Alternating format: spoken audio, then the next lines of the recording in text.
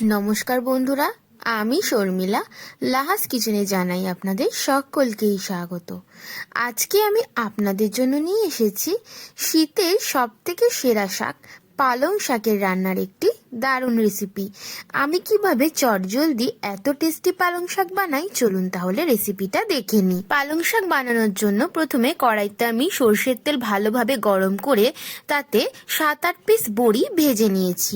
বড়িটা আপনারা আপনাদের স্বাদের কোয়ান্টিটি অনুযায়ী ভাজবেন, আমি এখানে এই কটাই দিয়েছি। এরপর আমি একটা তেজপাতা মাঝখান থেকে চিড়ে এবং 1/2 চামচ পাঁচফোড়ন একসাথে ভাজা ভাজা করে নিলাম। ফোড়নটা ভালো করে নাড়াচাড়া করে ছোট ছোট করে কেটে রাখা আলু এবং মূলো ভালোভাবে ভেজে তাতে নুন হলুদ দিয়ে দিলাম। নুন হলুদ দিয়ে মূলোটা ভালো করে ভাজার পর আমি কেটে রাখা বেগুন দিয়ে দিলাম। বেগুনের সাইজটা একটু বড়ই ছিল, আপনারা কিন্তু সাইজটা ছোট বড় করতেই পারেন। এরপর আমি 1 চামচ জিরের গুঁড়ো দিয়ে ভালো করে সবকিছু কষিয়ে নিলাম। যখন একটু সবকিছু কষে যাবে তখন কেটে পরিষ্কার করে ধুয়ে রাখা পালং শাক আমি দিয়ে দিচ্ছি। দেখুন পালং শাক আমার সেদ্ধ হয়ে নিজের থেকেই জল ছেড়ে দিয়েছে। আমি কিন্তু পালং শাকে কোনো এক্সট্রা জল ব্যবহার করিনি। এরপর ভেজে রাখা বড়িগুলো দিয়ে দিলাম এবং নামানোর আগে সামান্য 1.5 চামচ মতো চিনি দিয়ে ভালো করে নাড়াচাড়া করে নিলাম এবং গরম গরম সার্ভিং ডিশে সার্ভ করে নিলাম আজকের আমাদের রেসিপি পালং শাক।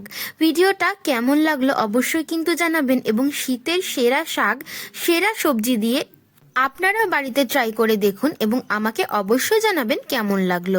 আজকের রেসিপি কিন্তু এইটুকুই। দেখা হচ্ছে আরেকটি কোনো আরও ভালো, আরও মজাদার আর আরও ডিলিশিয়াস রেসিপি নিয়ে। তাই সবাই কিন্তু খুব ভালো থাকবেন, সুস্থ থাকবেন। আশা করছি আমিও কিন্তু খুব ভালো থাকবো, সুস্থ থাকবো। আর এইরকমই আরও দারুণ দারুণ টেস্টি, ডিলিশিয়াস আর কম খরচায় রেসিপি দেখার জন্য কিন্তু সাবস্ক্রাইব করে নিতেই হবে লাহাস কিচেন চ্যানেলকে। চ্যানেল সাবস্ক্রাইব করা কিন্তু ভীষণ সোজা। চলে যেতে হবে ইউটিউবে, সার্চ করে নিতে হবে লাহাস কিচেন চ্যানেলকে সার্চ করে অবশ্যই সাবস্ক্রাইব করে বেল নোটিফিকেশনকে কিন্তু অলে রেখে দিতে হবে। আর যেই সকল বন্ধুরা এই ভিডিও ইউটিউব থেকেই দেখছেন তারাও কিন্তু ভিডিওটা লাইক করে দেবেন, চ্যানেলটিকে সাবস্ক্রাইব করে এই ছোট্ট ইউটিউব পরিবারের সদস্য হয়ে যাবেন।